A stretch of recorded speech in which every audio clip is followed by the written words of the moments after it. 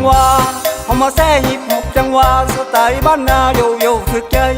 อัปเดตที่ทันสมัยไปตามสไตล์ฮิปฮอปบ้านนาแมนไทยสิว่ายังใดก็สร้างแมนไทยสิว่า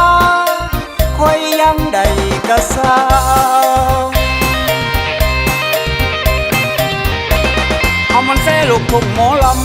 เอามันแซ่ลูกทุ่งหมอลำเคยฟังประจำหมอลำของเราสไตล์คอยทางฝรั่งเขาอินเตอร์ทั่วโลกบอกยังไม้สไตล์ฝรั่งนั่งอยู่หลังควายไม้สไตล์ฝรั่งนั่งอยู่หลังควาย Yes I like ควายนุ่งทรงไร่ผ้าขาวม้าตาส่วนฮิปฮอปล้วนๆแบรนด์เล่นตลาดนัดเสือลายสกตโตเท่ซื้อจากรถคาเล่มาตั้งแผงในวัดแซวฮัดหนังขี่ขั้นขากสินิซื้อมาจากโน่เน้นตลาดนัดแขวนโมงยี่ห้อวิเล่มุกไปตามของแท้เบิ่งแล้วมีคลาสโยโยมีคลาสมีคลาส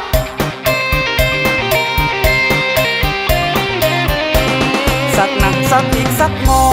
สักหนักสักอีกสักงอยกอย่างเบียงคองงึกงักงักฮิปฮอปตอบเสได้ครับมักไหลมักสไตล์นี้ถือจริงอีลีโยอีกคักแน่ถือจริงอีลีโยอีกคักแน่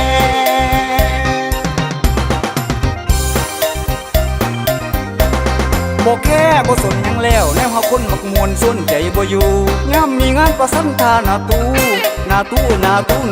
ให้คนหูฮิปฮอปหน้าโยโซลีลาสาวอยู่นานโยโซลีลาสาวอยู่นานเอามันแซ่พันแก่ฮิปฮอปล่ำเดินจากรอบกระจกคนได้อยู่มักอีปอกสังกัดดงดังล่ำเตยจากก้อนกระร้อนคนได้อยู่ทั้งฮิปฮอปพร้อมจังว่าโยกล่ำสิ่งจักโยกเด้อนางเด้อได้อยู่โยโย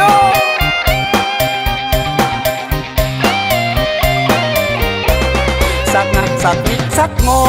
สักหนักสักอีกสักงอยกเบี่ยงเอียงคองึกงักฮิปฮอปตอบแซ่ได้ครับมักไหลมักสไตล์นี้ถือจริงอีลีโยอีกคักแน่ถือจริงอีลีโยอีกคักแน่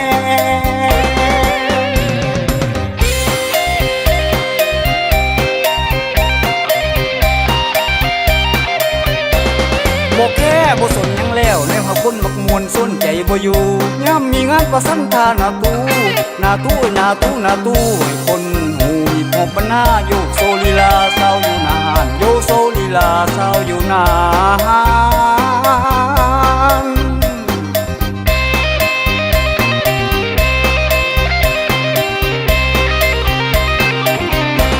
เอามันแซ่พันแก่ฮิปฮอปล่ำเดินจากรอบกระจกคนได้อยู่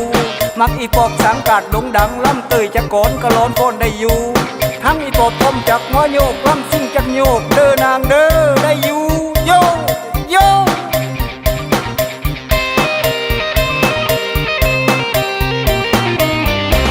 สิบอกให้หมู่เจ้าฮับหูสิบอกให้หมู่เจ้าฮับหูแต่ลังควายบักตู่ฮิปฮอปบ้านนา